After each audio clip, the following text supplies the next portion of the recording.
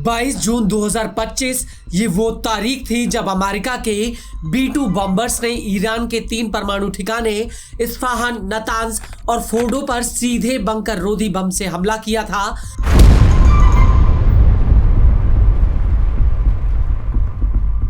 इस हमले के बाद ट्रंप ने कहा था कि ईरान का परमाणु कार्यक्रम पूरी तरह से तबाह हो चुका है, लेकिन इस हमले के बाद कई जानकारियां आशंका जता रहे थे कि अब अमेरिका ने ईरान के लिए परमाणु हथियार बनाने का रास्ता खोल दिया है।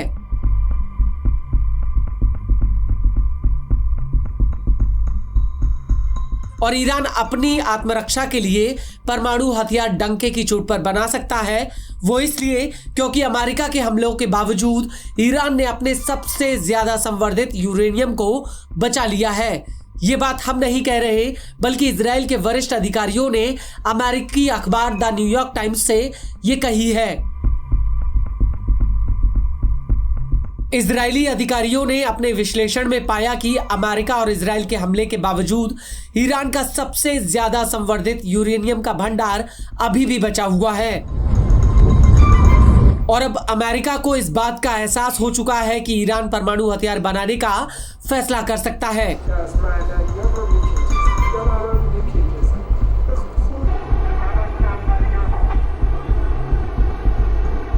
वो इसलिए क्योंकि अमेरिका के पूर्व विदेश मंत्री एंटनी ब्लिंकन ने अमेरिकी पत्रकार क्रिस्टियन एमनपोर के पॉडकास्ट में कहा है कि ईरान ने हथियार बनाने का निर्णय नहीं लिया था। अब खतरा यह है कि वो ऐसा कर सकते हैं।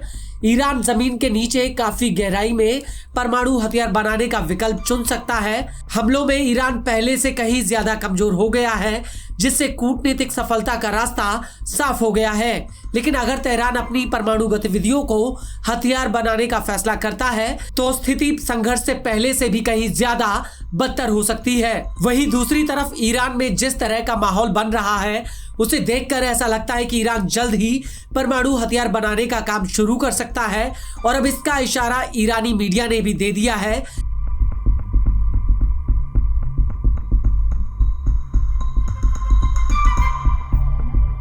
दरअसल ईरान की तस्निम न्यूज एजेंसी का कहना है कि तेहरान परमाणु हथियार के ग्रेड लेवल का यूरेनियम संवर्धन 90% तक कर सकता है। तस्निम का कहना है कि अगर यूरोपीय देशों ने फिर से ईरान के ऊपर प्रतिबंध थोपने की कोशिश की तो ईरान हर हाल में परमाणु हथियार के स्तर वाला यूरेनियम संवर्धन शुरू कर सकता है।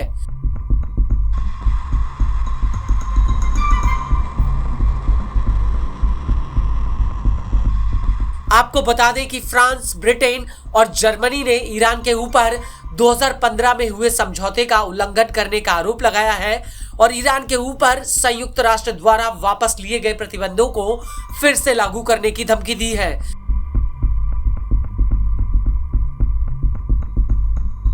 ये प्रतिबंध ईरान के हथियार, बैंकिंग सिस्टम और परमाणु उपकरणों पर लगाए जा सकते हैं। फ्रांस के विदेश मंत्री जीन नोएल बोरेट ने साफ कह दिया है कि अगर ईरान अगस्त 2025 के अंत तक कोई ठोस और विश्वसनीय प्रतिबद्धता नहीं दिखाता है तो उसके ऊपर प्रतिबंध लगाए जाएंगे।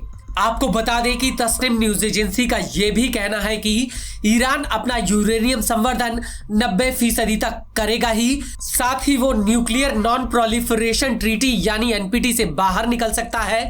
ईरान के पास कई विकल्प हैं जिन पर वो विचार कर रहा है।